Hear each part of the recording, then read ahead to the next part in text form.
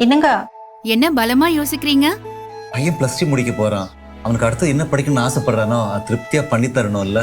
அப்பா, அண்ணமால் இன்ஸ்டியூட் இவங்க 20 இயர்ஸா ஃபீல்ட்ல இருக்காங்க. தமிழ்நாடு முழுக்க இவங்களுக்கு பிரான்ச்சஸ் இருக்கு. எக்ஸ்பீரியன்ஸ் ஃபேக்கல்டி, அப்புறம் படிக்கும் போதே பார்ட் டைம் ஜாப் கொடுக்குறாங்கப்பா.